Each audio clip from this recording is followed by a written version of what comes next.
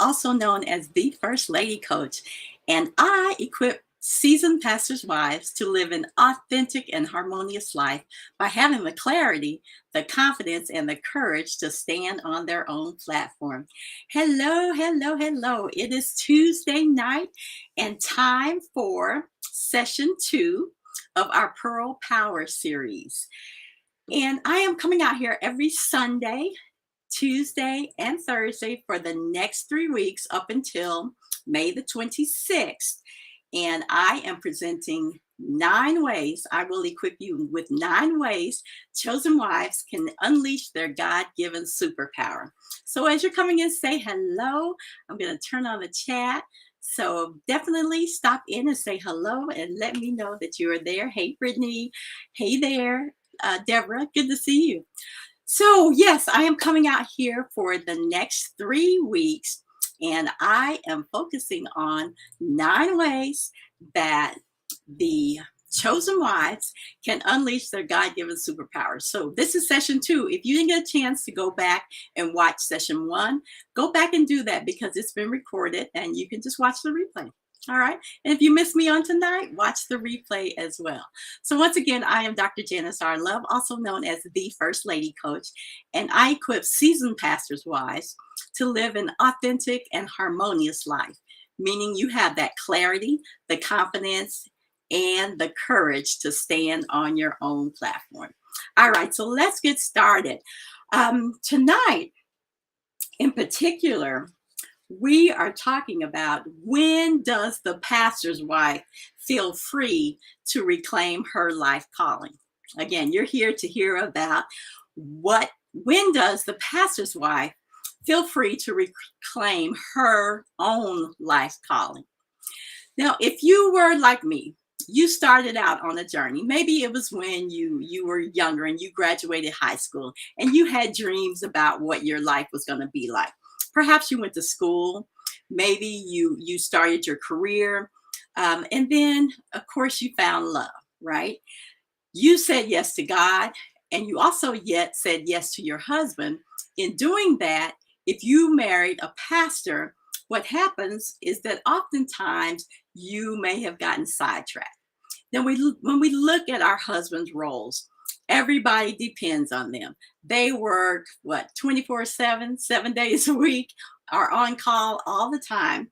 They are busy. Okay, so God gave you a successful man, and so it's something to be excited about. But at the same time, he is doing what he was created to do, but you may not have been able to do that because, again, you may have gotten sidetracked.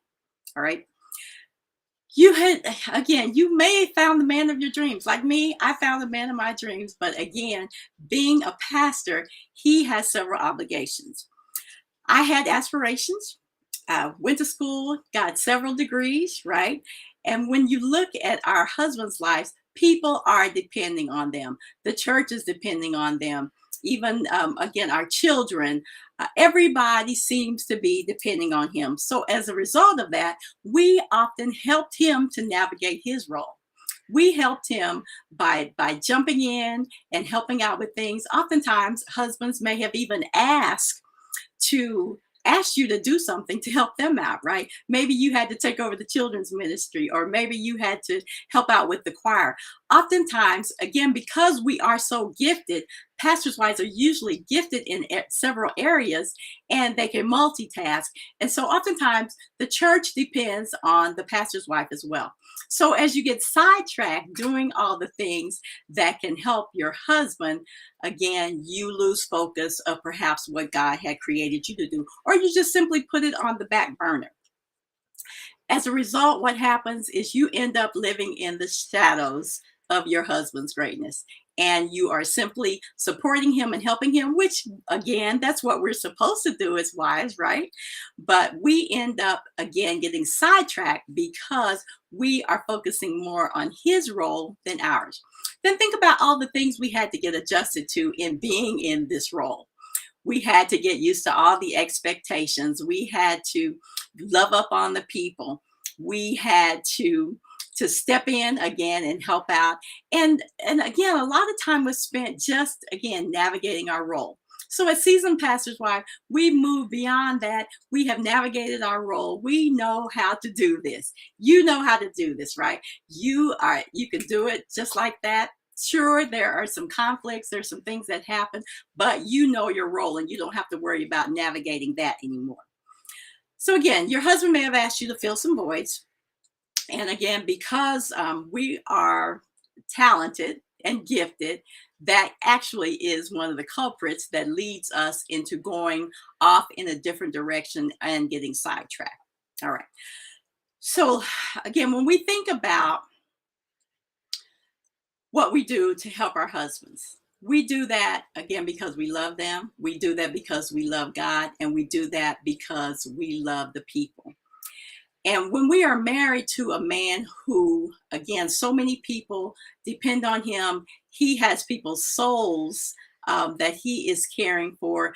Again, we can easily feel like his job is more important than ours. Have you ever felt that way? Like his job is more important than what you have to do. And so again, we sacrifice ourselves, our time, our gifts, our abilities so that we can assist him. There may be some situations where it may feel uncomfortable for you to use the gifts that you have, meaning I have worked with women who found themselves dumbing themselves down because they did not want to become a distraction to the ministry. They may have found themselves, again, forgetting about themselves and sacrificing themselves in order, again, to be that support to their husband. Hey, Michelle, good to see you. So have you ever gotten to that point? You may be here right now where you said, okay, I'm doing exactly what I'm supposed to do. But you know what? Something seems to be missing. Something is not there. God has given me gifts, but what is it that he really wants me to do? Is it just, and I'm saying just lightly, is it just to support my husband? Or did God create me to do something that he wants me to do that may not even have anything to do with the church or the ministry? So as we think about what God wants us to do, if we're not doing that, something should be missing from your life. You may be feeling a certain kind of way. Maybe you are feeling bored. Maybe you are feeling irritated. Maybe you get to a point where you get sarcastic, right? When you are not clearly walking in the thing that God has given you to do, you're going to have some conflict. You're going to have some internal conflict. All right. So again, you have gifts that God's given you, and perhaps you have maybe even been sitting down on your gifts. And again, you may ask God, what about me? You want something of your own. I was talking to my 91-year-old aunt, and who was married to a pastor. And she said one thing that she wished she had done was at that time found something of her own that she knew God wanted her to do. Instead, she waited until later and felt like it was often too late. All right. So again, as we think about doing what we are called to do, oftentimes we may be concerned about being a distraction to what our husband is doing. And part of that might be out of fear, because everybody's watching, right? We live in that glass house. We live in that bubble. We live in that fishbowl. And sometimes we are afraid to step out and do what God wants us to do because we're simply afraid. Everybody's watching. What if we fail? What if we make some mistakes and it could end up impacting the ministry? Think about Eve. She simply wanted more knowledge, right? And we know all that. I'm not going to go into the whole story about Eve, but she simply was seeking more knowledge and got tempted by the snake.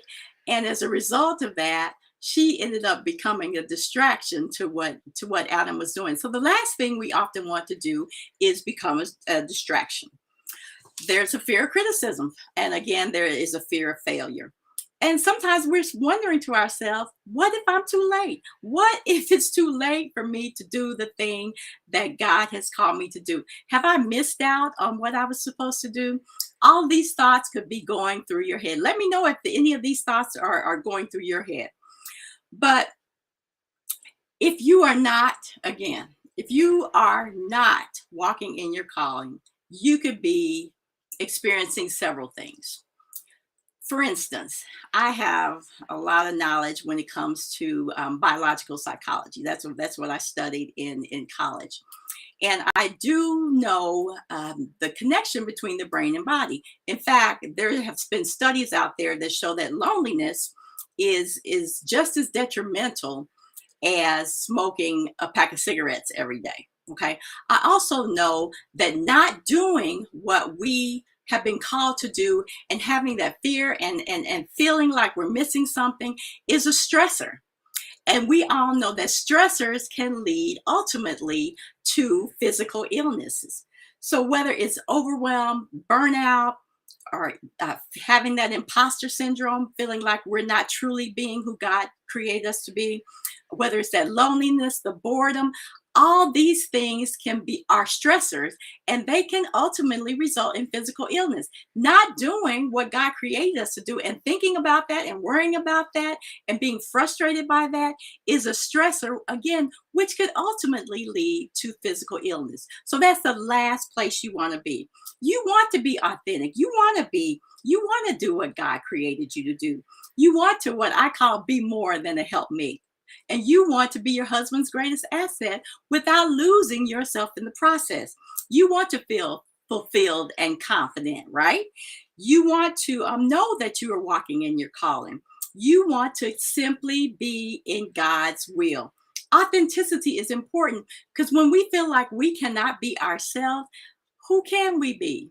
It leads to misery. And again, one of the worst things is that imposter syndrome, which makes you feel like you are just not even real, that you are faking it and just trying to be somebody you're not. And we know what happens when you try to be somebody you're not. Ask me, right? Because I tried to do that before. It leads again to more internal conflict. So why are we experiencing this pain? It's because we're, first of all, living in our husband's shadow, because we put our own needs on hold in order to support our husbands. It felt like we were living in God's will by doing the things to help him. But again, we were missing something and missing out on, again, what God wanted us to do. We perhaps have lost our own identity. How many of you are simply known as the pastor's wife? You feel like you don't even have your own first name. And then we may have led ourselves down a path of self-denial in order, again, to support our husbands in his calling. And again, everybody's watching, so we really don't want to mess up anything. All right. But you know what? You were created to be more than a helpmate. When God created Eve, he gave her to Adam as a helpmate, right? But we are much more than a helpmate.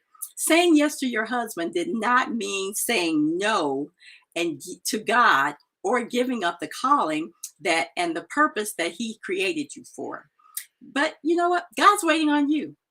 If you resonate, if this resonates with you, if you've been dealing with those thoughts of feeling like you are not doing what God created you to do, you can still become your husband's greatest asset without losing yourself in the process. You can emerge from the shadows of your husband's greatness or of his role. And just like Esther, once you have clarity, remember what happened with Esther? Once she truly had clarity, there was nothing that could stop her. She suddenly got that confidence she needed, as well as the courage she needed to, what I call, stand on her own platform. So just like Esther, we too can emerge from that shadow, and we can get clarity, we can gain that confidence, and we can get the courage to go ahead and stand on our own platform. Are you ready to do that? Many of you, again, have been following me for years, and you know that it's your time to shine. You have put your life on hold. You have put your dreams on hold. You have put your gifts on hold because you have simply been supporting your husband, which again, you see that as the right thing to do. But God has something that he wants you to do. So what will make the difference in your life is that belief that you were created, called, and chosen to accept the assignment that God has given you, and you are ready to answer your call to serve. So, do you believe that God created, called, and chosen you for a purpose, even while being married to ministry? I want to leave you with a scripture before I get out of here. Ephesians 2 and 10. And I'm going to be reading it from the TPT version, which is one of my favorite versions. And it says, "We have become his poetry, a recreated people that will fulfill the destiny he has given each of us, for we are joined to Jesus, the anointed one. Even before we were born, God planned in advance our destiny and the good works that we would do to fulfill it." So God already knows, and he planned it this way, that you would ultimately stand on your own platform, and you would live and walk in your calling, and you would be living and walking in your purpose, doing exactly what God created you to do. So feel free to leave in the chat box some of the things that you have been challenged with as you have wanted to step out and stand on your own platform. But guess what? I have a formula for that. I have a formula for that, which is called Chosen Pearls, which helps you to not only get that clarity and the confidence and the courage. And you're going to hear more about my mentoring program as we go through this program. So, once again, I am Dr. Janice R. Love, and I am also known as the First Lady Coach. And I equip seasoned pastors' wives to live an authentic and a harmonious life by having that clarity, that confidence, and the courage to stand on their own platform. Definitely go and visit my website, which is janicerlove.com, or thefirstladycoach.com, and check out the various ways that you too can stand on your own platform, that you can emerge from that shadow of walking behind your husband, and you can actually walk beside him and do the very thing that God created you to do. Definitely, won't you join me? All right, so that's all I have for tonight. Join me on Thursday night as we go into session 3 of the 9 ways chosen wives can unleash their God-given superpowers. So you can only unleash your God-given superpowers by accepting the fact that God created, called, and chose you to do something very special, and something, again, that is more than being a helpmate. All right. All right. Thanks again for joining me on tonight. Hopefully you will join me on Thursday night as well. I have a very exciting lesson for you, or session for you on Thursday. So join me right here at 7 p.m. Central Time, and we will begin to go further into those 9 ways you can unleash your superpowers, your God-given superpowers. All right. Thanks again for joining me, everybody that came out. Thank you, Brittany. Let's see who else is out there. Michelle, good to see you. Thanks so much for joining me. Thank you, Meredith, for joining me as well. And I look forward to seeing you all on Thursday. All right. Have a good evening. Be blessed. Bye-bye.